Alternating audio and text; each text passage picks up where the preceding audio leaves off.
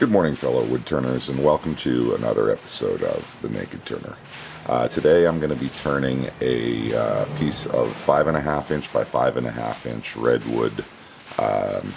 It's a fairly wide grain redwood bowl, and I'm going to start out by showing you how I cut the circle on my circle cutting jig on my bandsaw. Alright, before I start working with my bandsaw, I'm putting on my face shield.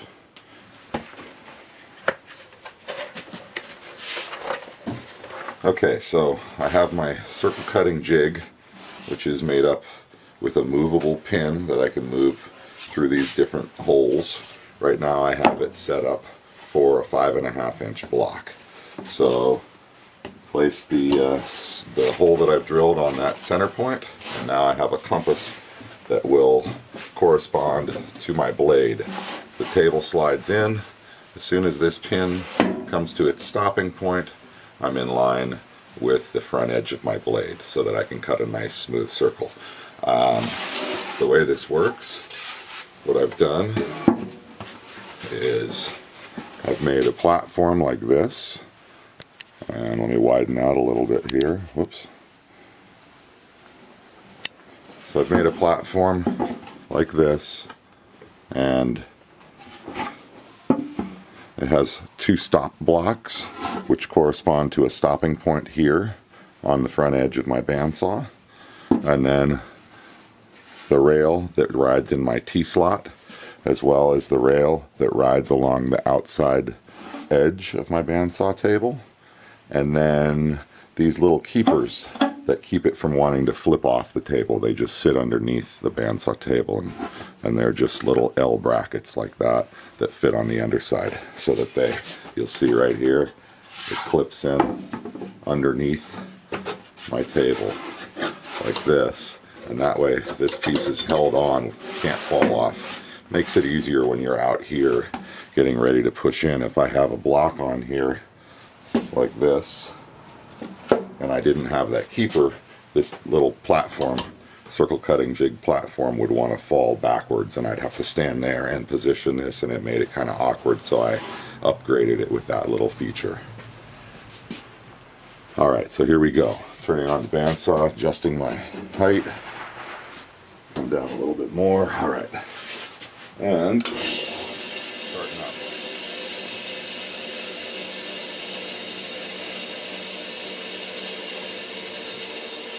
So what's nice about this jig is I can come in like this.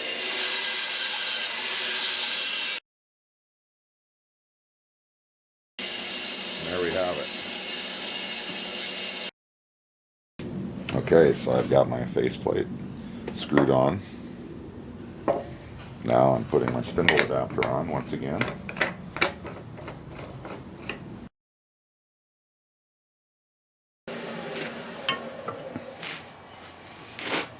Okay, switching over to my bowl gouge.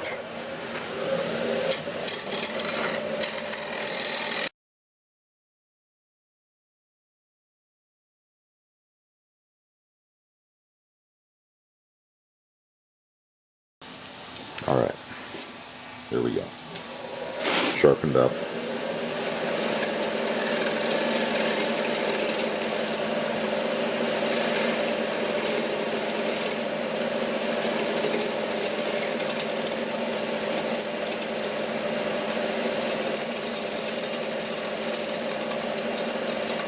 I'm trying to just take really light paths at this point.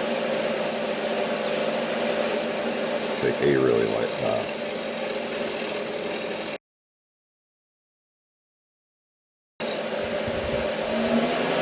Bringing up the speed.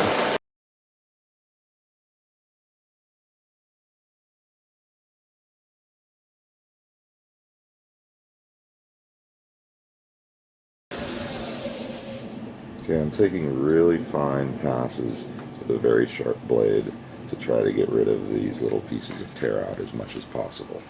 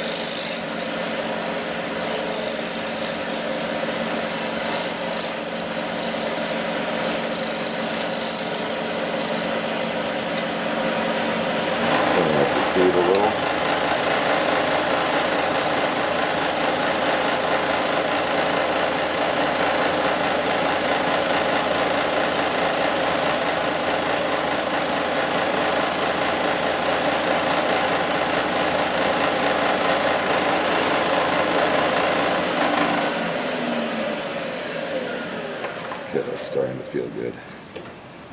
Now, coming in nice and close.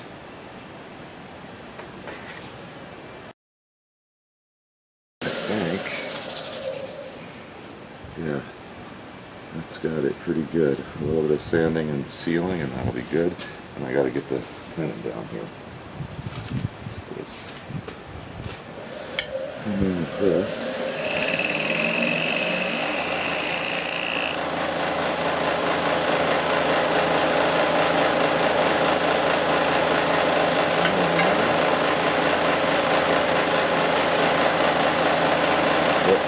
This needs to be sharpened. Okay. So, just use my square nose scraper down here to create a tenon. And now, I'm going to come back in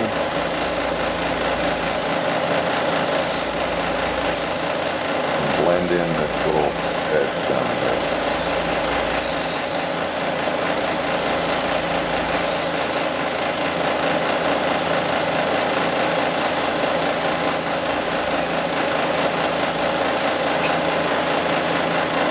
Okay, that looks like a nice shape.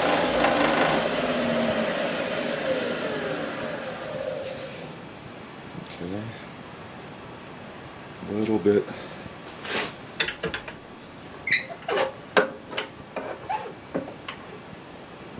Right in here.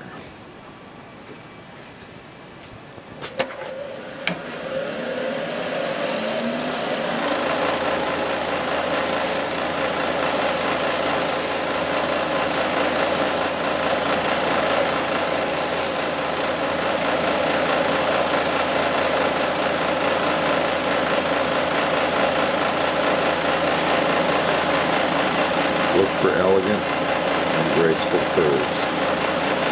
Okay. Round nose scraper.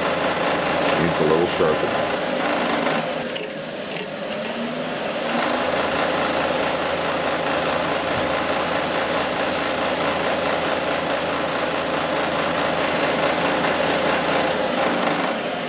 Alright. There we go. Feels good. And then just a tiny little piece right here.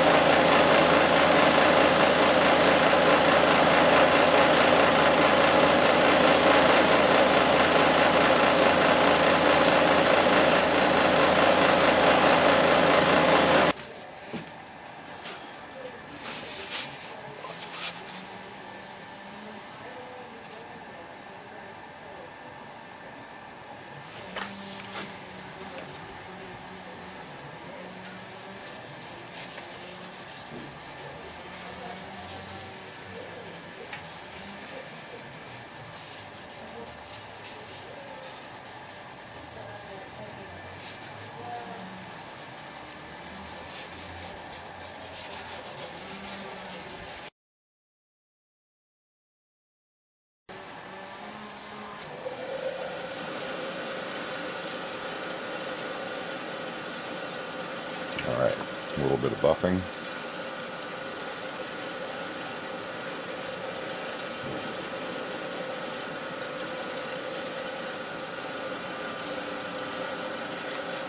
And a little more finish.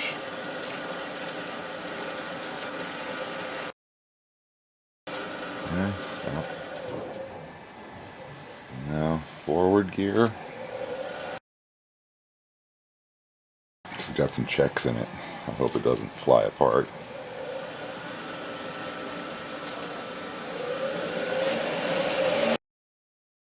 That's the outside of this Redwood bowl.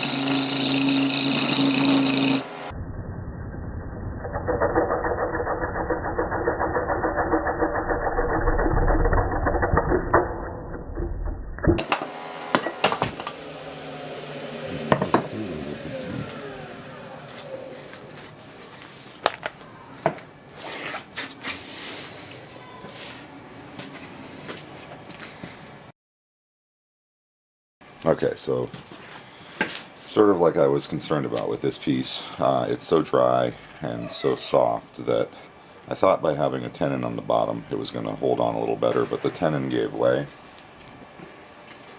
and the bottom of the tenon broke off the bottom of the bowl, so now I'm going to try a mortise in this one, see if it works any better.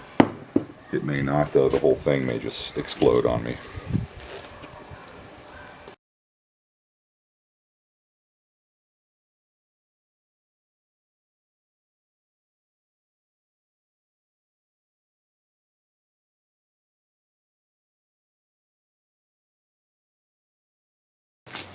Okay, a little reshaping on this outside edge.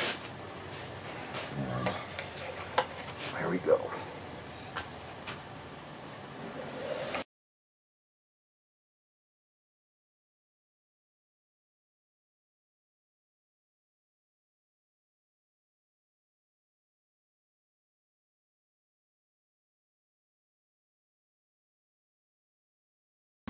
Okay, let's try putting some finish on this again.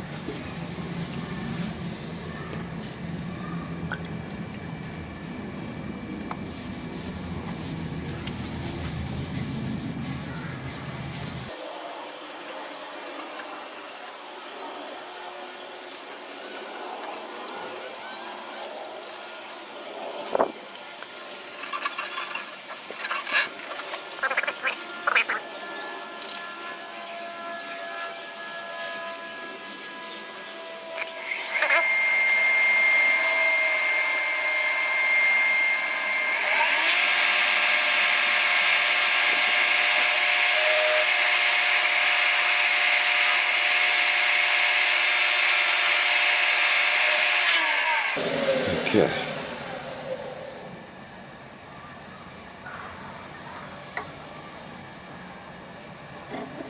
There we go. Let's put it on the scrolling jaw chucks and turn it around and see if it explodes again. Okay. Now some power.